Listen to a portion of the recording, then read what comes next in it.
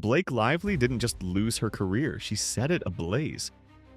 And in the worst twist imaginable, her own husband struck the match. It all began the moment Hollywood celebrated her clean sweep victory in court. But what looked like a triumphant comeback was, in truth, a powder keg waiting to explode. The Instagram bomb heard around Hollywood. Ryan Reynolds dropped an 11-word grenade at 6:17 a.m. Justice isn't a Netflix script. Directors don't cast judges. That cold, calculated post shredded Blake's polished courtroom narrative. One moment she was smiling like she'd cured cancer, the next, her own husband refused to co-sign her victory. If the man who built his brand on humor won't back your story, maybe the story never fit. This wasn't drama, it was betrayal, and it left Hollywood speechless. But that was just the beginning. The clean sweep that was anything but. Flashback. Headlines screamed, "Blake Lively wins." June 10th, 2025 looked like the start of her grand comeback. Yet beneath the flashing cameras, serious claims disappeared without explanation. Not dismissed on technicalities. Two explosive allegations, creative hijacking and hidden financial strings, vanished in a judge's wave of the pen. A no-trial dismissal with zero clarity. Just not specific enough. Meanwhile, reporters scrambled to call it a total exoneration, but the cracks were already showing. And next, the money trail. The $1.2 million trail to the judge's brother. Whispers turned into headlines. An alleged $1.2 million payment from Blake's PR team to Graywave Consulting LLC, a shell firm tied to the judge's brother. Between May 14th to 22nd, Blake's team supposedly held 4 undocumented meetings with chamber staff. No sign-ins, no records, no transparency. Then, May 23rd, boom. The judge drops Baldoni's top claims. Coincidence?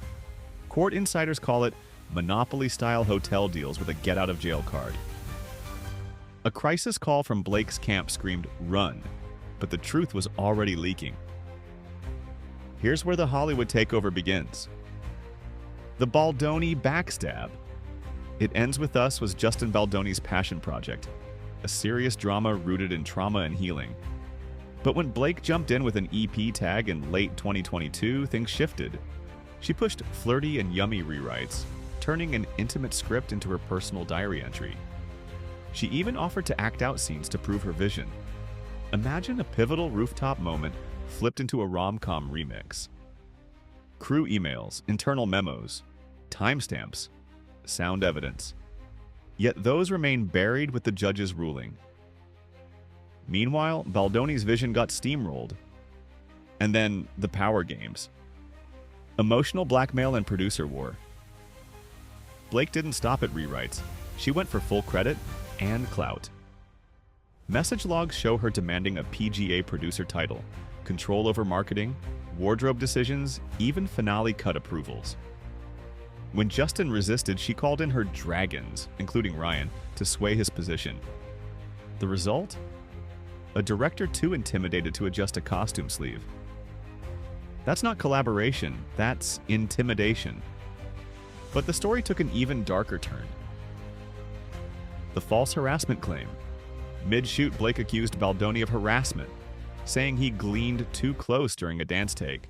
A dramatic claim, sure to tank his credibility, but Justin released the full 17-minute scene footage. No harassment, just calm, repeated takes. The timeline? All above board. Crewers whispered about her erratic behavior, talk of vindictive mood swings behind the scenes. Her weaponized victimhood had flipped, and it landed hard. Up next, career collapse in real time. Hollywood's exit strategy. 6 p.m. that same day, Fenwick Collective cuts her. Reason? Lack of transparency. She'd kept secret kitchen table dealings. Netflix pulls a Curly slide. Conversations with Courage, scheduled for July 2nd, disappears without apology. The Greenwich Symposium keynote vanishes too. No explanation, no comment. Industry insiders drop the hammer. She's unmarketable. Studios avoid her. PR teams won't touch her.